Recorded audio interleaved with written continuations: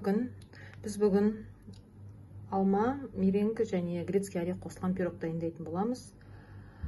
Ең алдымен біздер пирогтың тестісін дайындаймыз. Ол пирогтың тестісін бізге дайындау үшін керек болады ұн мен разрыхитель, үй температурасында тұрған сары май, 3 жұмыртқаның сарысы және қант.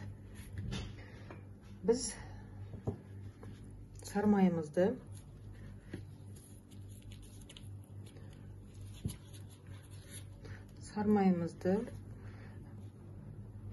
сары уызымызды және қантымызды салып әуелі жақсылап араластырып аламыз. Осы араласқан массамызға жаңа ұнмен мына разрыхительмен араластырып қойдым. Осыны салып қамыр илейміз.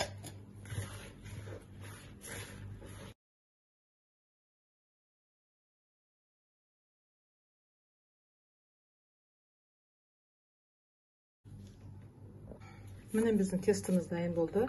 Осы тестінің шамамен бір 100-120 граммдай бөлігін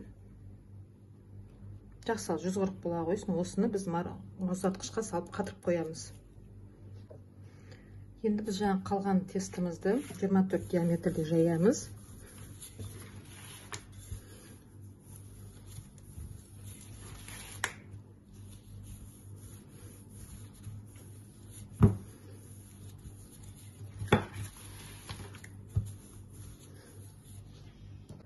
Міне мен кольцами 24 диаметрін өлшеп соған келтірдім. Артық жан-жағында қалғандарының бәрін ішіне салып қайтадан тестіға жайып ыңғайлаймыз. Түң үстінде істесеңіздер де болады. Мен 24-тен мына асырып тұрмын. Сәл асырып барып қойып тұрмын кольцамның размерін. Енді осыны тегісте осылай жайып аламыз.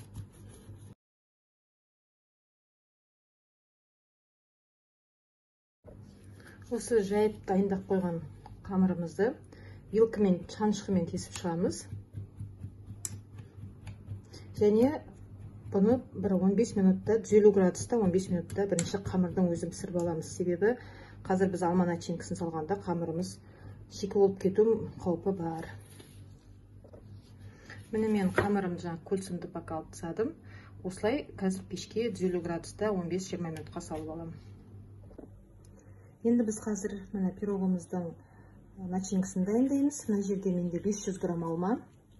500 грамм алманың қабығын ашып алып, мынандай күштің үлкен көзінен өткіздім. Осылай өткізілген алманың үстіне қантымызды саламыз. Және бір үлкен қасық ұнымызды саламыз. Және сондай-ақ мынандай қылып кукурузный крахмал саламыз. Картофельный крахмал бармай, тек қана кукурузный крахмал. Осыны жақсылап тұрып араластырамыз. Біздің меренгімізді дайындау үшін жаңа біз тестімізға салған 3 желтогымызды тестімізға салдық. Соның мына 3 белогын мен осындай әдісқа салып қоям. Мен осы шағын осындай шелекті жақсы көрем. Меренге соққанда өте ыңғайлы болады. Осы белогымыздың үстіне шым-шым ғана тұз саламыз. Және миксерімізді қосып, көпірімізді миксерлейміз. Мына осылай көпіріп бастаған кезде біз себелеп отырып, қантымыз сала отырып, соға береміз.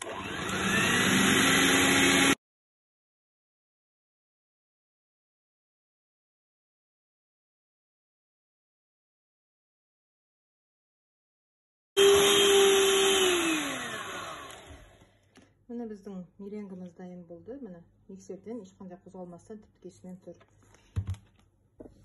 Енді біз осы дайын болған меренгіміздің үстіне жаңа сахарный пудрамыз салып аламыз. Және сондай-ақ 15 грамм кукурузный крахмал саламыз. Сәл асып кетті, ештеңе етпейді. Енді осыны әбден жақсылап араластырамыз.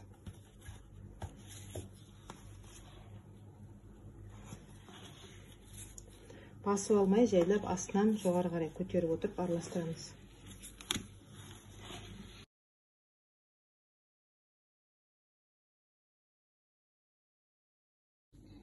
Міне біздің меренгіміз дайын. Енді біз қазір пирогымызды жинайтын боламыз.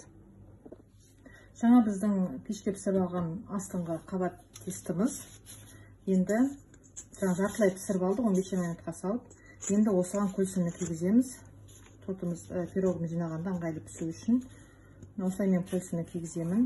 Енді осының үстіне бағанағы дайын болған алма начинкамызды сығып алып, кішкене суын сығып жіберіп салатын боламын. Суы қазір бізге кедергі келтіреді. Піскенде суы шығып, сондықтан суларын сығып алып,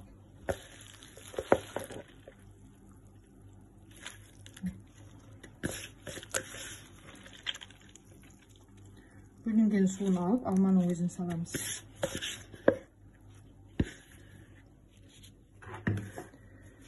Енді осы немізді, салған алма начинкамызды біркелкі қылып шайып аламыз.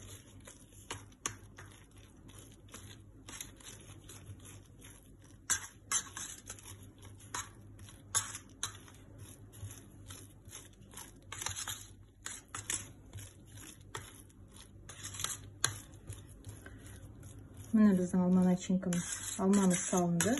Біркелкі қылып бәрін жайып шықтық. Енді осы алмамыздың үстіне менде мынандай 50 грамм грецкий орех бар. Жуып, грецкий орехті пайдаланбас бұрын мен әбден 3-4 қайтара жуып аламын салқын сумен. Сосын оны құттай кептіріп жіберіп, духовкаға бір 10 минутқа қыздырып аламын. Содан кейін ғана пайдаланамын. Грецкий орехті осылай шашып салып шығамыз. Менде осы пирогқа 50 граммдай кетеді.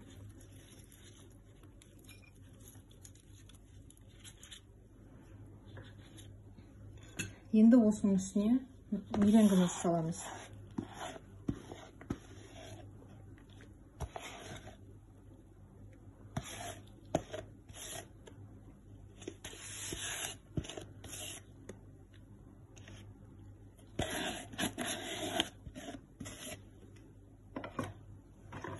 Бұл меренгіні де тегістеп жаятын боламыз.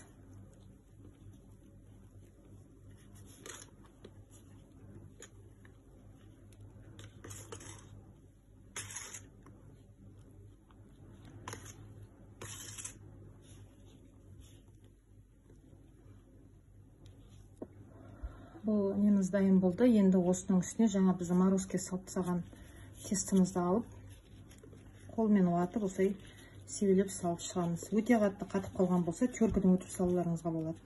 Маған өзіме осылай ыңғайлы болған соң, мен қолмен езіп салып шығамын.